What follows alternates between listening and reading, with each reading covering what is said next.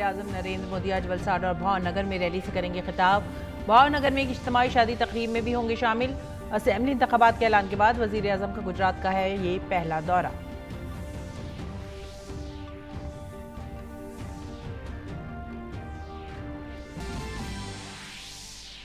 हिमाचल प्रदेश में बीजेपी करेगी इंतखाबी मंशूर जारी। तमाम सियासी पार्टियां पूरे दमखम के साथ तशहरी मुहिम में मसरूफ। मरकजी वजीर दाखिला अमित शाह और बीजेपी के कौमी सदर जेपी नड्डा का राय दहिंदगान से जुड़ने का है प्रोग्राम।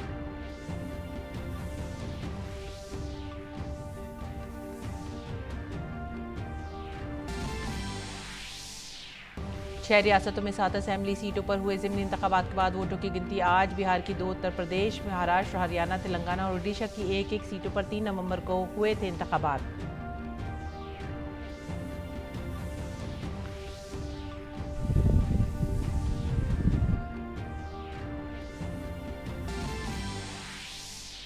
मिस्र में अक़वाम मुत्तहिदा फ्रेमवर्क कन्वेंशन में पार्टियों के 27वें एडिशन का इजलास आज। मरकजी वज़ीर माहौलियात भूपेंद्र यादव करेंगे शिरकत। कहा कॉप का 27वां एडिशन होगा कॉप ऑफ एक्शन।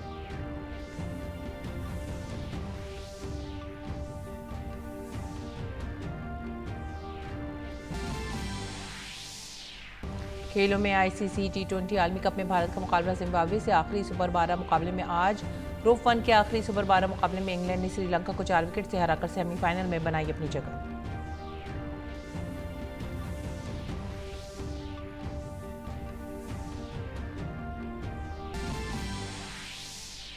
भारतीय खवातीन मुक्केबाज मीनाक्षी और प्रीति ने उर्दू में जारी एशियन एलीट बॉक्सिंग चैंपियनशिप के सेमीफाइनल में बना ली है अपनी जगह। मीनाक्षी ने क्वार्टर फाइनल में फिलिपाइन की खिलाड़ी को दी शिकस्त।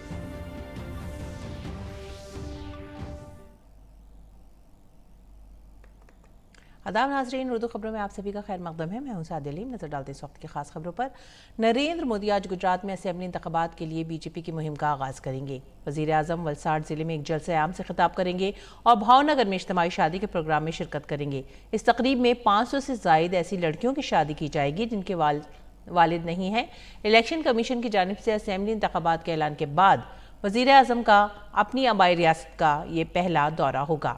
गुजरात में असेंबली इंतखाबात के लिए वोटिंग 2 मरहलों में 1 और 5 दिसंबर को होगी, जबकि वोटों की गिनती 8 दिसंबर को होगी।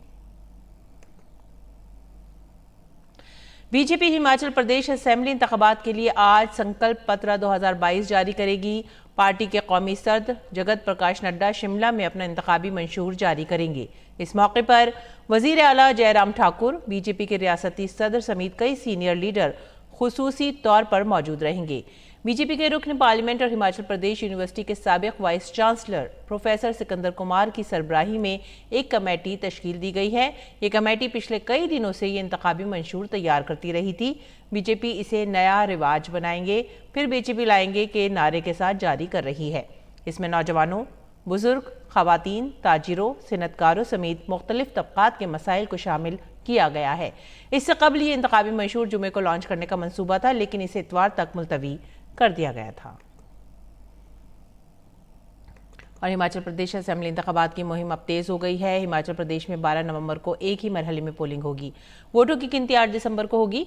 मुख्तलिफ सियासी जमातों के सरकर्दा रहनुमा रियासत में जलसा-ए-आम कर रहे हैं। बीजेपी के सीनियर लीडर और मरकजी वजीर दाखिला अमित शाह आज हिमाचल में 4 जलसों से खिताब करेंगे। अमित शाह कांगड़ा में 3 और ऊना में 1 जलसा-ए-आम से खिताब करेंगे।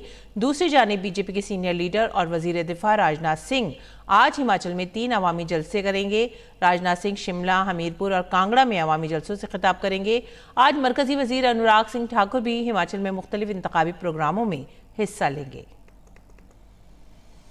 और 6 रियासतों की 7 असेंबली सीटों के ज़िमनी इंतखाबात के लिए वोटों की गिनती आज होगी। जिन सीटों पर पोलिंग हुई उनमें बिहार में मोकामा और गोपालगंज, महाराष्ट्र में अंधेरी ईस्ट, उत्तर प्रदेश में गोला गोरखनाथ, हरियाणा में आदमपुर, तेलंगाना में मंगौड और ओडिशा में धामनगर शामिल हैं। इन सीटों के लिए वोटिंग 3 नवंबर को हुई थी। झुग्गी झोपड़ी से फ्लैट तक के सफर का ख्वाब अब हकीकत बन गया है। स्लम रिहैबिलिटेशन प्रोजेक्ट के तहत अब कालकाजी में 3000 से ज्यादा फ्लैट बनकर तैयार हैं और ये सब वजीर आजम मोदी के विजन से मुमकिन हुआ है। कालकाजी एक्सटेंशन से हमारे नुमाइंदे विशाल बैरिस्टो की देखें ये खास रिपोर्ट।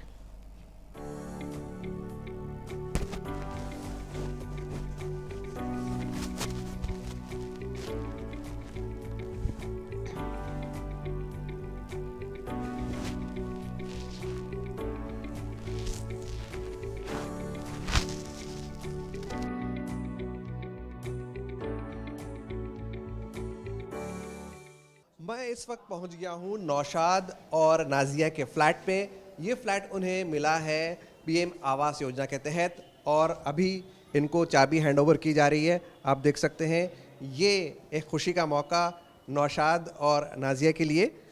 सर, इसके लिए सबसे बड़ा मैं नरेंद्र मोदी जी को बहुत बहुत धन्यवाद देता हूं कि उन्होंने हमें इस लायक समझा और इतना बड़ा उपहार दिया है कि हम बयान नहीं कर सकते इस चीज़ के लिए। आप क्या करते हैं आप? मैं एक ऑटो ड्राइवर हूं सर। ऑटो ड्राइवर हैं। और आप क्या करती हैं? मैं हाउस वाइफ हूँ। हाउस वाइफ हैं। और फैमिली में बच्चे कितने हैं? 2 बच्चे हैं। 2 बच्चे हैं। पढ़ रहे हैं वो? जी, स्कूल पढ़ रहे हैं। आपने पूरा फ्लैट देखा, सबसे पहले फ्लैट देख के क्या मन में आवाज़ आई आपके? बहुत अच्छा फील हुआ। सबसे ज़्यादा बच्चों के लिए बहुत अच्छा फील हुआ कि हमारे बच्चे मतलब झुग्गियों के माहौल से निकल के एक अच्छा भविष्य उन्हें मिलेगा, एक अच्छी जगह आ रहे हैं। तो आपने प्लान किया है कैसे इसको सजाना है? आपको पोजीशन तो मिल गया है, क्या सोचा आपने? जी, बहुत कुछ सोच रखा है बच्चों के लिए क्या करना है। बच्चों के भी बहुत सारे प्लान्स हैं। हमें अपना रूम ऐसे करना है, वैसे करना है। अपना मतलब हम लोग अपने कैसे वहाँ पे तो जैसे भी रहते थे, पर यहाँ पे हम अपना बेडरूम कैसे सेट करेंगे, किचन को कैसे सेट करना है। तो इस सब के लिए बहुत ज़्यादा मैं बहुत खुश हूँ कि मैं जल्दी से अपना घर सजाऊँ। अब हम चलेंगे राम अवतार के फ्लैट में जो कि 9th फ्लोर पे है और पीएम ने खुद उनको अलॉटमेंट लेटर दिए है। आइए चलिए। और देखिए लिफ्ट भी है, आपको परेशान होने की ज़रूरत नहीं है। इन फ्लैट्स में 14 फ्लोर है और ये लिफ्ट आपको हर फ्लोर तक लेकर जाएगी। चलिए।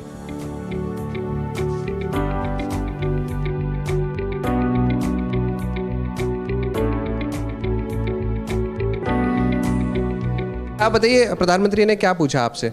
मेरे से पूछा सर कि आप कहाँ के रहने वाले हो। पहले नाम पूछा तो हमने कहा मेरा ज्ञान पता नाम है। कहाँ के रहने वाले? गोंडा यूपी से। कितने साल से रहते हो? 40 साल से। मकान आप देखे हो, इतना अच्छा लगा, आपको अच्छा लगा? हमने कहा हाँ सर, बहुत अच्छा लगा। बहुत अच्छा बताइए, गोंडा से आप रहने वाली, गोंडा की, और 40 साल से आप यहाँ रह रहे हैं, तो 40 साल से आपका कोई अपना मकान नहीं था? कोई मकान नहीं था सर अपना, मेरे बहुत गरीब थी। मैं इस वक्त पहुँच गया हूँ बी ब्लॉक की कवर्ड सरफेस पार्किंग जो 2 व्हीलर्स के लिए बनाई गई है। आप देख सकते हैं ये जो यहाँ पर लोग रहेंगे उनके लिए पार्किंग की फैसिलिटी है। यहाँ पर 2 व्हीलर्स वो अपने आप पार्क कर सकते हैं और उसके साथ साथ ही हर पार्किंग के अंदर इस तरह के बॉक्सेस लगे हुए हैं। ये किस तरह के बॉक्सेस हैं? ये सभी के इंडिविजुअल मीटर लगाने के लिए, जो बिजली के मीटर हैं वो सबके इंडिविजुअल लगाने के लिए मीटर बॉक्स लगाए गए हैं। कहाँ लगाएंगे ये? इस मीटर बॉक्स इसके अंदर खोल के यहाँ पे मीटर बॉक्स इसका आप देख सकते हैं हर फ्लैट ओनर का एक मीटर होगा। यहाँ तक हमने वायरिंग करके फ्लैट से लेके यहाँ तक वायरिंग ऑलरेडी हो चुकी है। यहाँ BACS लाएगी, अपना मीटर लगाएगी। BACS कनेक्शन के लिए वो वहाँ ऑलरेडी जंक्शन बॉक्स बना दिए गए हैं और अपना कनेक्शन अप्लाई करेंगे इंडिविजुअल और यहाँ पे मीटर। वो भी आप उनके लिए कैंप प्रोवाइड करेंगे? हाँ, उनके लिए कैंप प्रोवाइड करेंगे। उनके लिए हम ऑलरेडी एक चिट्ठी BACS को लिख चुके हैं और उनसे कोऑर्डिनेट कर रहे हैं कि जल्दी से जल्द उनका मीटर इंस्टॉल हो ताकि अपनी हैप्पीली वो खुशी से यहाँ रहें अपना। सेकेंड, हम जो फ्लशिंग टैंक है वहाँ उसके लिए अलग से लाइन डाली है। जो ट्रीटेड वाटर है वो फ्लशिंग में ही यूज होगा ताकि जो कंजम्पशन ऑफ वाटर है, एक वाटर स्कार्सिटी ऑफ वाटर है, उसको मिटिगेट करने के लिए हमने ये सुविधा दी है। ड्यूल वाटर सप्लाई इसको बोलते हैं। तो आपने सुना, डुअल वाटर सप्लाई ना सिर्फ यहाँ पर वाटर वेस्टेज को रोकेगा बल्कि यहाँ पर तमाम ज़रूरतों को पूरा भी करेगा। कैमरामैन जैना और प्रमोद के साथ मैं विशाल बैरिस्टो, DD न्यूज़, दिल्ली। और आइए अब बात करेंगे दिल्ली और NCR में छाई हुई धुंध की। आलूदगी की खतरनाक धुंध छाई हुई है। दिल्ली में फ़िज़ाई आलूदगी खतरनाक हद तक पहुंच गई है।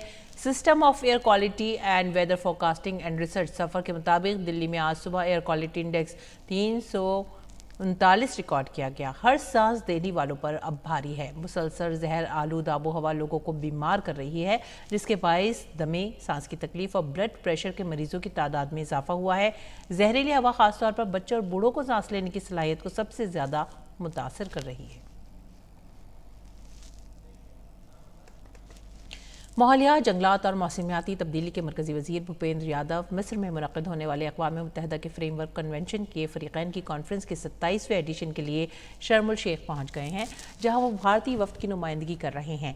इस मौके पर मरकज़ी वज़ीर ने कहा है कि COP का 27वां एडिशन एक COP ऑफ एक्शन होना चाहिए, जिसमें माहौलियाती फ़ाइनेंस की वज़ाहत करने, मवाफ़क़त और खसारे के नताइज पर ख़ुसूसी तवज्जो की अहमियत के हामिल उमूर पर तबादला ख़याल किया जाना चाहिए। NIA ने डी कंपनी के सरगना दाऊद इब्राहिम, छोटा शकील और डी कंपनी के 3 गिरफ्तार मेंबरान के खिलाफ पहली चार्जशीट दाखिल की है। इस केस में गिरफ्तार आरिफ भाईजान, शब्बीर और सलीम फ्रूट को मुल्जिमीन बनाया गया है।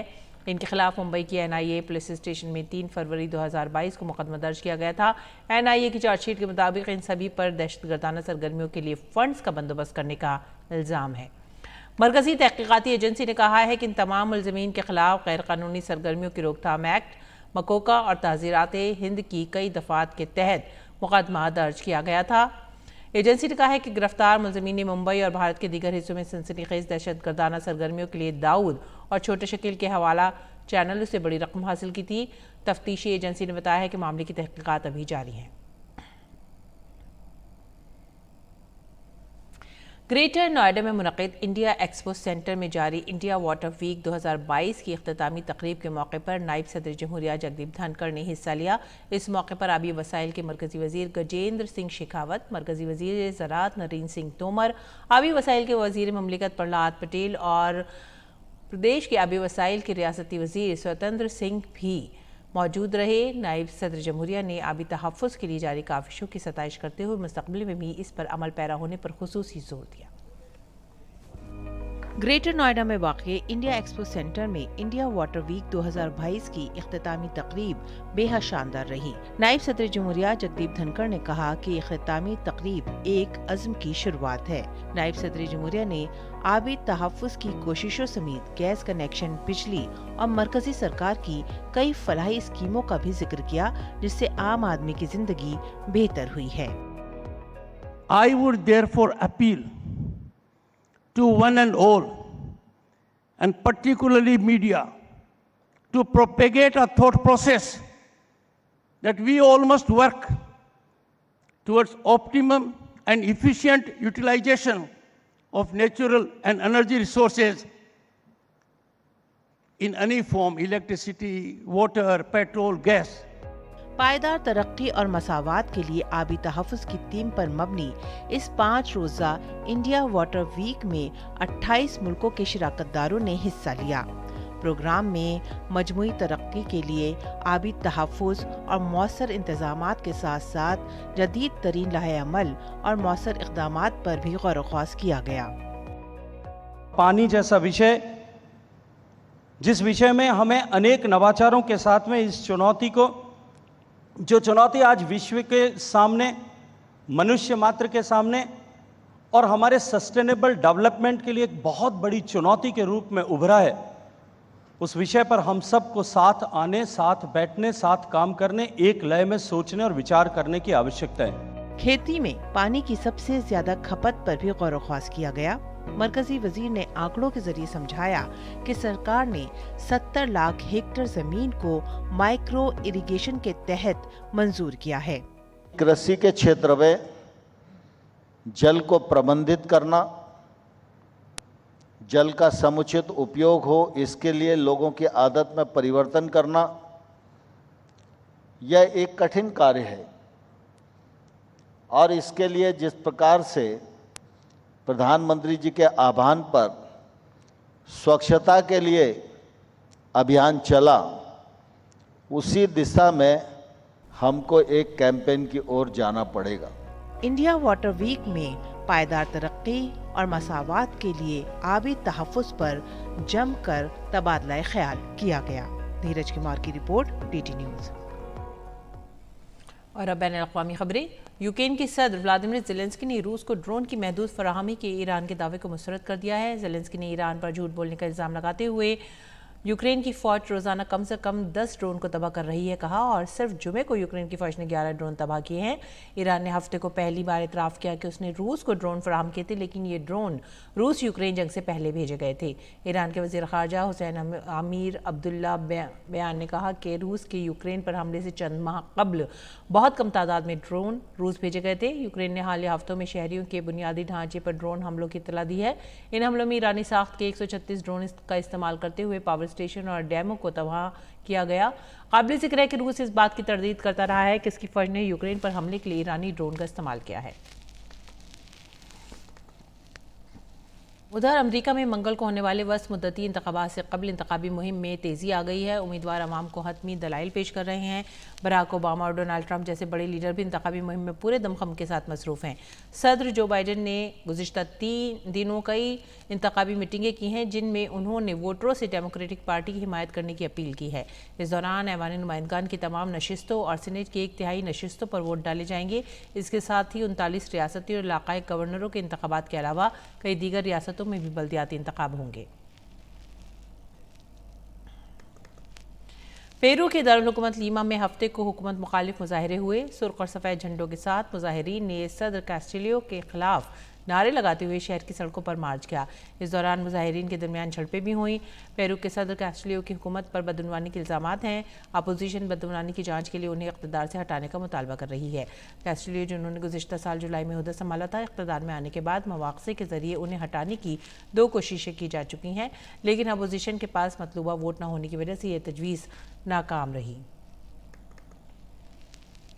पाकिस्तान के इलेक्ट्रॉनिक मीडिया रेगुलेटर ने तमाम टीवी चैनलों पर साबिक़ वज़ीर आज़म और PTI के सरबराह इमरान की तकारीर और प्रेस कॉन्फ्रेंसों को टेलीकास्ट करने या दोबारा नशर करने पर पाबंदी आयद करते हुए कहा है कि इस तरह के मवाद को नशर करने से लोगों में नफरत पैदा होगी और कौमी सलामती को ख़तरा लाहक होगा। Pakistan electronic media and regulatory authority ने मुतनब्बह किया है कि वो किसी भी खिलाफ वर्जी की सूरत में नशरियाती लाइसेंस मुअत्तल कर देगा। इस दौरान पाकिस्तान के वज़ीर आज़म शहबाज शरीफ ने आज इमरान खान की जानिब से आयद इल्ज़ामात की तहक़ीक़त का मुतालबा किया है। उन्होंने सुप्रीम कोर्ट से जजों पर मुश्तमिल कमीशन तश्कील देने का मुतालबा किया। काबिल ज़िक्र है कि इमरान ने शरीफ और वज़ीर दाखिला के साथ एक आला फ़ौजी अफसर पर उनके कत्ल की कोशिश का इल्ज़ाम लगाया था। जुमेरात को पंजाब के ज़िला वज़ीराबाद में हकीकी आज़ादी मार्च के दौरान इमरान खान के कंटेनर पर 2 मुसल्लह अफराद ने हमला किया। फायरिंग के तबादले में इमरान खान की दाईं टांग में गोली लगी थी, जबकि हमले में एक शख्स की मौत भी हुई थी। और नाज़रीन, अब नज़र डालेंगे दिल्ली से शाया होने वाली उर्दू अखबारात की सुर्खियों पर।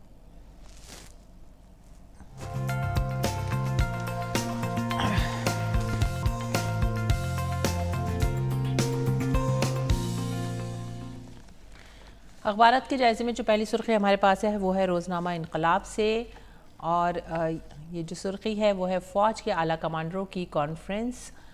पीर से शुरू होने वाली कमांडरों की कॉन्फ्रेंस में फ़ौज के आला कमांडर मुस्तकबिल की सिक्योरिटी हिकमत अमली और फ़ौज को 5 दिनों तक मज़ीद मजबूत और काबिल बनाने के बारे में गहराई से बातचीत करेंगे। वज़ीर दिफ़ा राजनाथ सिंह और फ़ौजी कमांडरों से खिताब करेंगे। इसके अलावा चीफ़ ऑफ डिफेंस स्टाफ, बहरी और फ़िज़ाइया के सरबराहान भी आला फ़ौजी कमांडरों के साथ मौजूदा सिक्योरिटी की सूरत हाल और मुसल्लह अफ़वाज की ज़रूरियात के बारे में अपने ख़यालात पेश करेंगे। अगली सुर्खी भी इनकलाब से हमने ली है और वो इंतखाबात से मुताल्लिक़ है। हिमाचल प्रदेश में इंतखाबी बिसात पर कांग्रेस BJP आमने सामने। कांग्रेस का इंतखाबी मशहूर जारी कर दिया गया है और रोज़गार का वादा कांग्रेस कर रही है लगातार। साथ ही साथ बिजली मुफ्त करने का भी वादा किया जा रहा है। पुरानी पेंशन स्कीम की बहाली का भी वादा है।